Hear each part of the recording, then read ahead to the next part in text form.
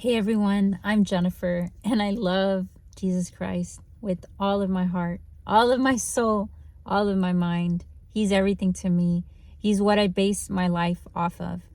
And I'm not a minister or pastor. You may think I am because of the way that I love Christ and the way that I talk about him. I just live my life according to him, according to his approval, and I run everything by him.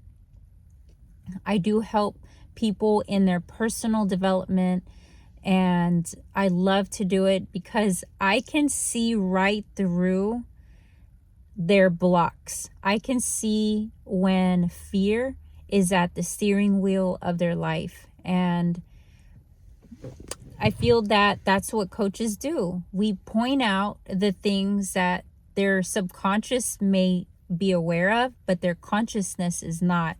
And it makes it that much more real.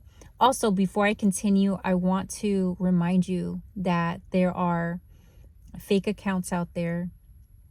They like to pretend that they are me, and they like to ask you for money for an orphanage. Beware, I have only one account. It's under my name, and these scammers use my picture, my name, and they have extra characters at the end of my name, and they love to leave comments, especially in my community posts. So please, please, please, if I could get your help by reporting them, that would mean the world to me. And if you feel, here's the message for today. If you feel like your passion for God is wavering some, here's my recommendation.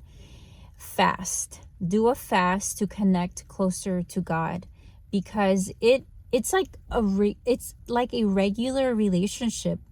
It's not always going to feel magical and wonderful and all of those things. And the Lord knows this. He knows that we are in our humanness. He knows that we are in these bodies with these brains and this nervous system. He created us this way, but he loves us so, so much.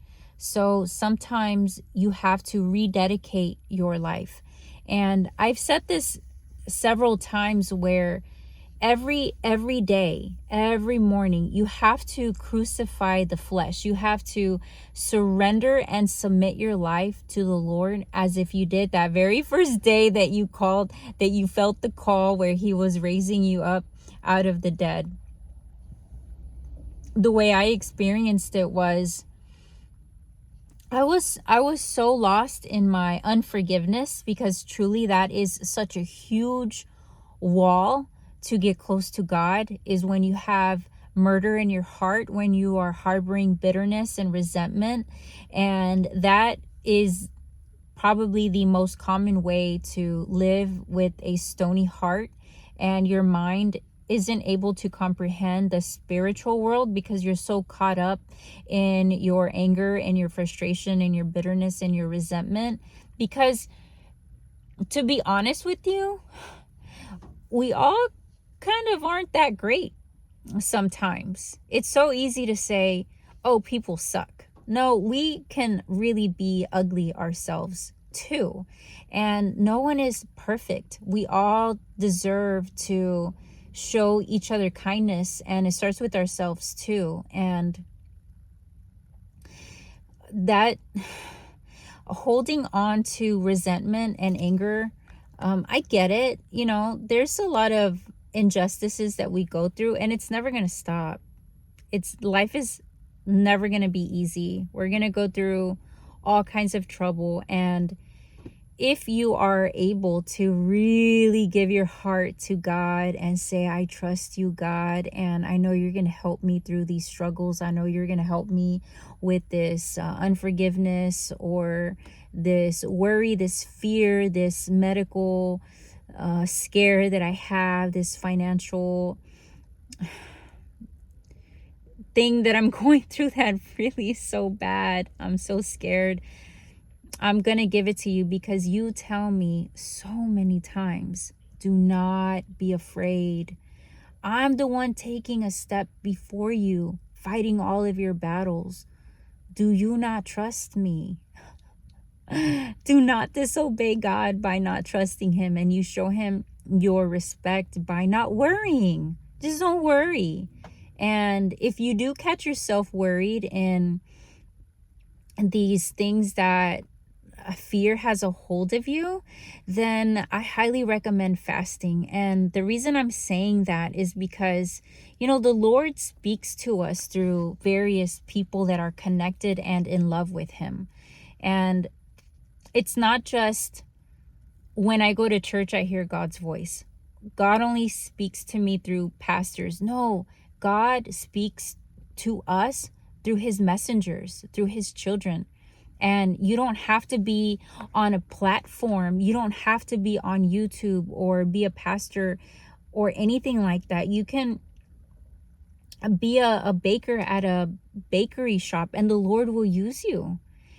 If you have your heart open to the Lord and you love him and you want to do his works, he will bring you the people before you so that he can speak to and create a shift inside of them based on what you say to that person, or just simply by who you are. There are some amazing people that live with such beautiful hearts and minds, and they're just living their life, and they are just inherently wonderful, and they create change in other people's life by just being themselves. And they don't have to even be religious or be preaching the word, but they just live their life according to the word. They live their life parallel to Christ, what Christ would do. And it is so much better to live the word than to speak the word. If you had to just choose one, I would just choose to live and be, instead of be talking about it and then behind closed doors I'm doing the opposite. Oh, that's terrible. And I know that you have experienced that. I know that the hypocrisy is what draws you far from the Lord. Don't let another human being be the reason why you draw or put up a wall between your relationship with the Lord. It's not God's fault that some people are fallen and broken and confused. And, we're not here to judge anyone or condemn anyone. God didn't send Jesus Christ to condemn us. He sent his one and only son to save us, to show us God's love for us and his mercy and his grace. You don't have to do anything to earn God's love. You just have to accept it. Hallelujah. You just have to open up your heart and say, God, come into my life. Show me a better way to live, because I have been trying to do life all on my own, all under my own understanding and my own provision and my own set of rules and my own judgment. And I'm getting in my own way. And I need you to come do your supernatural works in my life and in my heart, and dedicate your life to him. Give him everything. A lot of times you think that you need more than you actually need. Just think about it. You need food, a house, proper sleep, exercise, people that love you. If you have that, you're good. You don't need the fancy stuff. I need more money. I need more money. I need more this. I need more attention from humans. I need more likes on social. I need more, whatever it is that you think that you need. And that's what's drawing you into victim mentality. That's what is making you feel like you could never be satisfied. We aren't meant to live that way. We are meant to live full, with joy, with peace, with completion, a feeling of fulfillment in our heart, that you don't need anything. You have everything that you need. And that's what I notice, is that when you know, you can say, oh, if I just had that, I don't know, name a material item. If I just had that house, if I just had my dream house, I would finally feel a certain way. You have to want what you have now. That's how you start to align your mind, body, and spirit to the Lord. The Lord is he's in gratitude. He is in the energy of gratitude, in the presence of love and fulfillment, and you lack nothing. And there was I was reading what love is, and love it just, it's not boastful, it's not envious. And that's what happens on social media, is that you start to compare your life to other people that have more material stuff. That is not love. Love doesn't compare, and it doesn't hold on to grudges and unforgiveness. And but that's everyone's own personal discovery. It's so easy to say love is kind, love doesn't boast. Like, you have to really dig deep and underline each one of those, what love means in the Bible, what the Bible describes as love, and then do a self-assessment. Okay, do I boast about anything in my life? And if so, is this what I'm supposed to be boasting about? Am I supposed to be boasting about my wins or God? The answer is God. It has to be all about Him. And am I envious of anyone or anything? And it's not to beat yourself up. It's not to make you feel bad. It's just the truth will set you free. If you can be honest about yourself, who you are, how you think, how you feel, and be uncomfortable with the uncomfortable truth, then you'll be able to create the change that you need, and it will literally set you free. Because when you can be completely honest with yourself, that's when true healing begins, because you are aligning with God. God is a God of truth. He's not a God of lies, and He's not a God of, let's just shove it under the rug and pretend that it's not real. God created our feelings. He created who we are, and we're just supposed to be in full expression of the good, the bad, and the ugly, and just navigate through that. Life is uncomfortable, and if you are wanting to create a deeper connection with the Lord, and you're like, I'm not feeling it, I'm reading the word, but I don't hear His voice, and well, probably you're getting a little clogged up. Maybe you're eating, like, your spirit is, like, what we eat really matters, and the media that we consume matters. It will create certain thoughts in our subconscious. So if you're consuming a bunch of stuff that is of the world, then you start to become more of the world subconsciously. And when you are harboring hate or anger, or you're ruminating over issues and things like that, then it's time to cleanse. It's time to purify. It's time to get in alignment with the Lord. So if you have been called, if you feel the call, like, I keep getting the message of fasting, and if you're watching this, yes, I am confirming it to you. God speaks to us through various people, and you will gain so much. You will get to a breakthrough.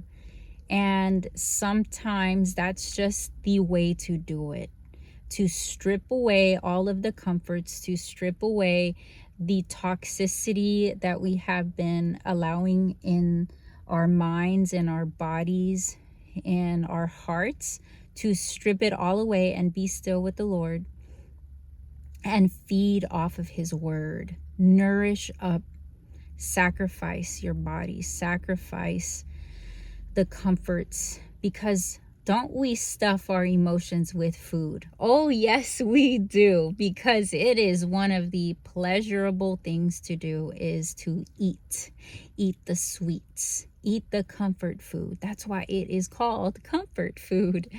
And there is no greater food than the Word of God. There is no greater way to feel whole and complete and healed, but with God through the Word. The Word is everything. The spoken word, the written word, that's where the true truth is. That's where the power is. So I do invite you to take a moment to even just ask God, hey, God, if you've never done a fast, then just ask Him, how should I do this? What do you want me to do? And do your research. He will put the right resources in front of you. And of course, be mindful of your health if you are pregnant or have diabetes, or you know yourself better than anyone. So talk to your doctor and really be smart about it. And there's different kinds of fasts that you can do. You really have to tune in to your spirit and your soul and your connection with God to which fast you ought to do, and He will answer you. And just give yourself like a few days. If you don't know the answer right away, seek it and He will answer you. Okay, so that's my daughter calling me, so I should stop recording and answer the call. And I hope that you all are all doing well, and I would love to hear what kind of fast you have done. Leave it in the comment section so that we can help each other out, educate each other. I do invite you to follow my YouTube channel, and I hope that God blesses you and you're well. And again, I look forward to reading your comments about fasting. God bless you. See you later.